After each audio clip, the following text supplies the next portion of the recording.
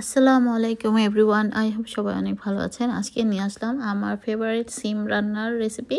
তো এই সিম অনেকেই আছেন পছন্দ করেন না, তো আমার কাছে এই সিমটা খুবই পছন্দের। মানে রান্না করলে এত নরম হয়, মানে খেতে অন্যরকম একটা লাগে। তো এখানে আমি রান্না করতে অলরেডি চলে আসলাম। সিমগুলো আগে থেকে কেটে ধুয়ে নিয়েছি, আর সঙ্গে আজকে আমি রুই মাছের মাথা এবং রুই মাছের পেঁয়াজ দিয়ে রান্না করব সম্পূর্ণ সিম রান্নাটা। আর এখানে আমি একটা হাঁড়িতে সামান্য পরিমাণে তেল দিয়ে এর মধ্যে পেঁয়াজ কুচি, টমেটো কুচি, আদা রসুন পেস্ট দিয়ে লবণ দিয়ে মশলাটাকে ভালো মতো কষিয়ে নিচ্ছি। তো পেঁয়াজটা যখন নরম হয়ে আসবে এর মধ্যে আমি শুকনো উপকরণগুলো একে একে দিয়ে দেব।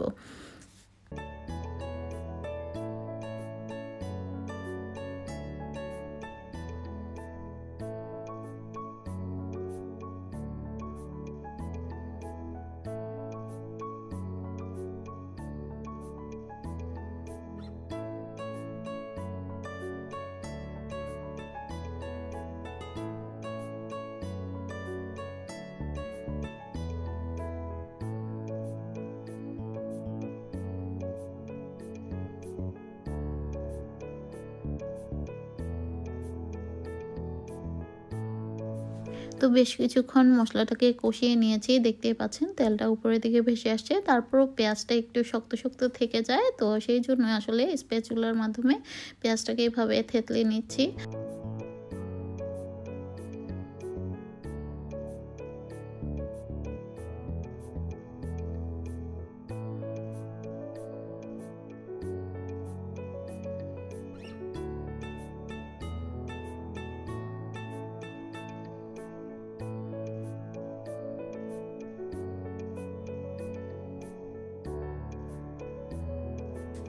তো সিমগুলো দিয়ে বেশ কিছুক্ষণ আমি এটাকে কষিয়ে নিচ্ছি। দেখতেই পাচ্ছেন সিমগুলো মোটামুটি নরম হয়ে আসছে।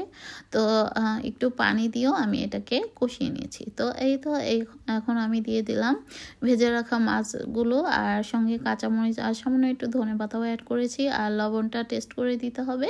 আর ঝোলের পরিমাণটা আসলে যে যেরকম রাখতে চান সেরকমই রাখবেন। আমি মোটামুটি ঘন এবং মিডিয়াম সাইজের রাখি অ্যাকচুয়ালি। খুব বেশি পাতলাও না, আবার খুব বেশি ঘনও না। তো একটু লবণও দিয়ে দিলাম, আর একটু ঝোলের পরিমাণটা বাড়িয়ে দিলাম।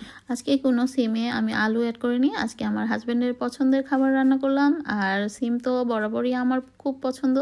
তো যাই হোক, আমার রেসিপিটি কেমন লেগেছে এভাবে একবার হলো বাসায় ট্রাই করবেন। তো আজ এ পর্যন্ত, সবাই ভালো থাকবেন, আমাদের জন্য দোয়া করবেন, আর আপনাদের জন্য রইল অনেক দোয়া। আল্লাহ হাফেজ। Thank you for watching. আসসালামু আলাইকুম।